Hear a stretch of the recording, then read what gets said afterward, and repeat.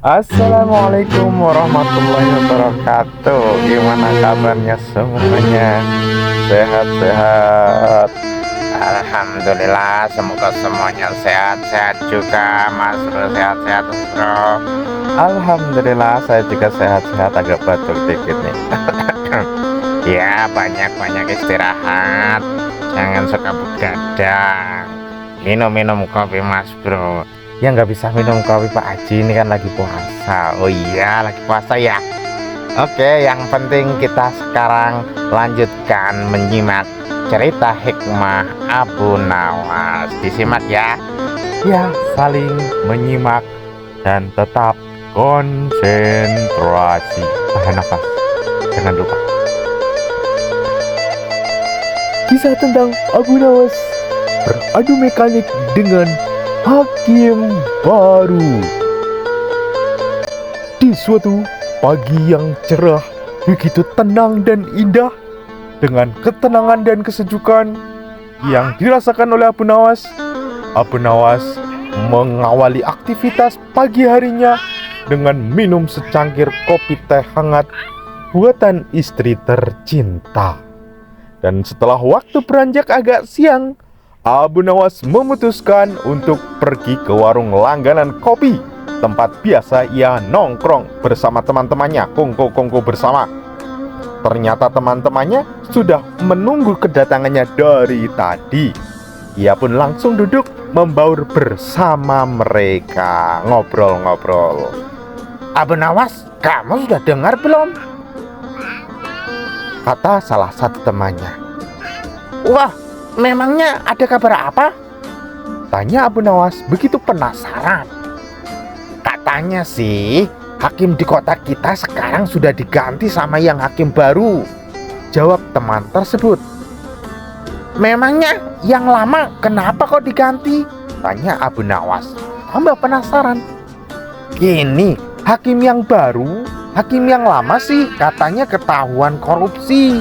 Balas teman tadi. Oh gitu. Paling hakim yang baru juga nanti sama seperti itu. Timpal Abu Nawas seenaknya. Maksudnya apa Abu Nawas? Hakim yang baru juga suka korupsi gitu? Tanya teman-temannya. Begini ya. Bukankah pejabat itu hobinya menumpuk harta kekayaan? Bisa jadi hakim baru juga gemar mengkoleksi emas dan berlian, ujar Abu Nawas.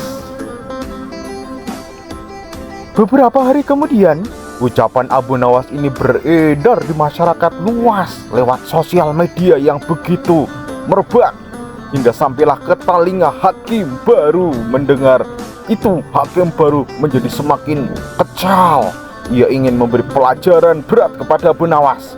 Sang hakim lalu memerintahkan beberapa prajurit untuk segera menangkap Abu Nawas di rumahnya. Mengetahui bahwa dirinya akan ditangkap, Abu Nawas segera kabur, lari terbirit-birit, sembunyi, ngumpet di dalam hutan. Di sana, ia terus memikirkan bagaimana caranya supaya ia bisa lepas dari hukuman hakim baru.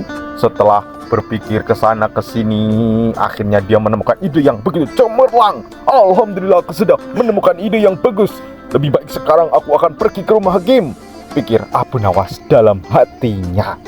Dengan wajah yang ceria, Abu Nawas berangkat menuju rumah Tuan Hakim. Setibanya di sana, sang hakim kaget terkejut dengan kedatangan Abu Nawas. Seolah-olah ia menunjukkan sikap kesetiaan dan kepatuhan. Sudah jadi anak soleh sekarang Abu Nawas ya, sudah patuh. Beberapa hari ini prajuritku mencarimu Abu Nawas, tapi tidak pernah menemukan kamu. Tapi sekarang tiba-tiba kamu sudah datang di hadapanku, kata sang hakim terlihat begitu emosi dan geram. Ampun Tuan Hakim, sebenarnya saya sih juga ingin menghadap Tuan Hakim lebih awal supaya saya secepatnya mendapat hukuman, balas Abu Nawas. Bagus, kalau begitu kamu berarti adalah orang yang taat kepada hukum. Terus sekarang apa yang membuatmu menunda kedatanganmu itu? Tanya sang hakim makin kesal. Saya begitu sibuk Tuan Hakim, jawab Abu Nawas. Sibuk? Sibuk apa? Apa kamu yang jadi kesibukan kamu? Jadi gini Tuan Hakim, kemarin secara kebetulan saya menemukan uang 10.000 dinar Tuan Hakim, balas Abu Nawas. Sang hakim langsung terperanjat dengan perkataan Abu Nawas. Kaget, uang 10.000 dinar? Itu bukan uang yang sedikit Abu Nawas. Tapi ngomong-ngomong, dari mana kamu mendapatkan uang sebanyak itu? Tanya sang hakim penasaran. Saya mendapatkannya dari bawah tanah rumahku Tuan. Jadi ketika itu saya kan lagi nyangkul-nyangkul tanah tuh. Tapi secara tiba-tiba tidak sengaja saya menemukan emas. Setelah saya coba tawarkan, ternyata emas itu dihargai sekitar 10.000 dinar, jawab Abu Nawas. Wah, kamu sekarang sungguh beruntung Abu Nawas. Lantas, apa yang akan kamu lakukan dengan uang sebanyak itu? Tanya Tuan Hakim semakin penasaran. Rencananya sih 200 dinar akan saya belikan tanah yang luas. Lalu, tanah tersebut akan saya bikin bangunan istana yang megah, biar mantap gitu loh. Mungkin biayanya ya sekitar 300 dinaran lah kali. Kemudian saya akan membeli perlengkapan untuk istana saya Tuan Hakim, seperti kursi mewah, karpet yang mahal, jubah-jubah kebesaran yang keren biar gaul. Mungkin ya sekitar 100 dinar. Saya rencananya juga akan membelikan istri saya beberapa penghiasan yang paling bagus dan mewah, ya sekitar 100 dinar. Terus, kata Abu Nawas begitu lamanya menjelaskan beberapa keinginannya. Sang hakim berdecak kagum dengan cerita tersebut. Sisanya itu kan masih banyak Abu Nawas. Terus mau kamu apakan? Aku apakan lagi ya. Rencananya sih sisanya akan saya bagikan 100 dinar untuk orang-orang miskin di kota ini, jawab Abu Nawas. Oh, lalu sisanya masih banyak juga itu. Mau buat apakan lagi kamu? Tanya sang hakim, tambah penasaran, bingit, kepo. Nah, selanjutnya mungkin saya akan memberikan Tuan Hakim 1.000 dinar Tuan Hakim, sebagai hadiah atas kebaikan Tuan Hakim bisa menata kota ini, ucap Abu Nawas. Mendengar hal itu, mata sang hakim langsung berbinar-binar bahagia. Raut wajahnya bahagia terlihat jelas pada diri sang hakim. Oh iya Tuan, lalu bagaimana dengan kedatangan saya ke sini supaya segera dihukum Tuan? Tanya Abu Nawas mencoba memancing suasana. Sudahlah, lupakan saja Abu Nawas. Lagian saya juga sudah tidak marah sama kamu, sahut Tuan Hakim dengan nada rendah. Wah, benar Tuan, apakah saya tidak salah dengar?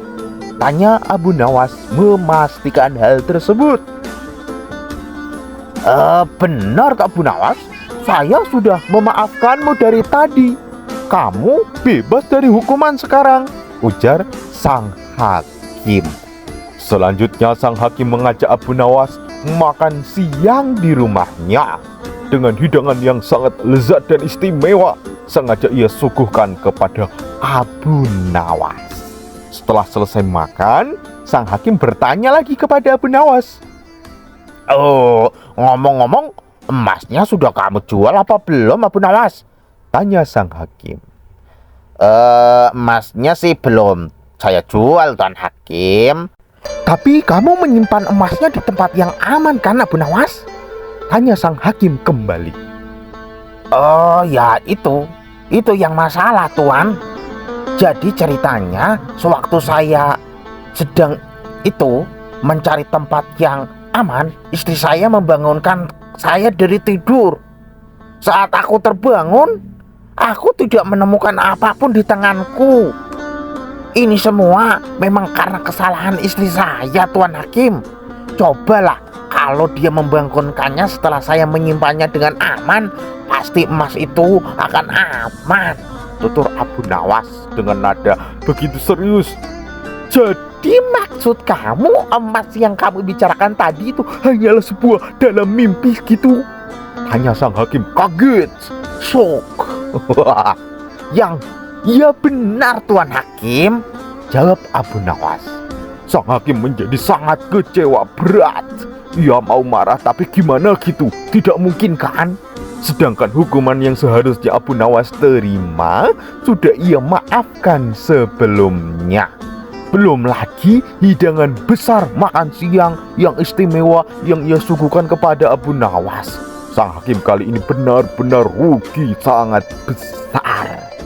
Di tengah-tengah rasa kekecewaannya yang begitu dalam kepada Abu Nawas, sang hakim melihat Abu Nawas mengambil kaleng madu di meja makan. Kemudian Abu Nawas mencelupkan jarinya berkali-kali ke madu tersebut dan menjilat-jilatinya tanpa henti. Tentu saja itu membuat hakim semakin jengkel dan panas. Abu Nawas, dengerin, makan madu tanpa roti itu bisa membakar hatimu. Jangan begitu, berhentilah, kata sang hakim kepada Abu Nawas. Kesel. Namun dengan entengnya Abu Nawas menjawab, hanya Allah lah yang tahu hati siapa yang sedang terbakar, Tuan Hakim. Allah Maha tahu, kata Abu Nawas sambil terus menjilati madu di tangannya. Abu Nawas pun akhirnya pulang dengan perut yang kenyang dan terbebas dari hukuman hakim baru. Hebat Abu Nawas. Oke, dari cerita tersebut kita bisa mengambil berbagai hikmah. Iya, tentunya kita bisa mengambil berbagai hikmah ya Mas Bro. Iya Pak Haji. Kira-kira hikmah apa yang dapat Pak Haji ambil? Ya, saya hikmahnya sih jangan suka makan madu ya. Kalau makan madu harus pakai roti biar gak tangannya kebakar. Apa itu hikmahnya? Ya mungkin bagi teman-teman yang menonton, yang mendengarkan punya hikmah yang lain. Iya, hikmah tentunya sesuai dengan latar belakang penontonnya Mas Bro. Saya seperti ini Mas Bro, mungkin hikmahnya beda. Mungkin nanti penonton yang di rumah juga bisa mengambil hikmah yang berbeda. Yang jelas, becik ke titik olok ketoro, harus berbuat baik supaya jadi orang yang baik. Lama-lama kelihatan baiknya juga. Kalau kita berbuat kejelekan, nanti lama-lama tercium baunya juga. Semua orang tahu bahwasanya kita orang yang jelek. Ya, Pak Haji sekarang jadi orang yang bijaksana. Ya, tentunya kata-kata tersebut sangat berguna bagi kita semua dan penonton tentunya. Jangan lupa menyaksikan tayangan selanjutnya. Ya, jangan lupa menyaksikan tayangan selanjutnya. Tetap untuk like, share, comment, and subscribe. Oke, kami kerabat kerja yang bertugas mengucapkan Assalamualaikum warahmatullahi wabarakatuh. Dadah, sampai jumpa.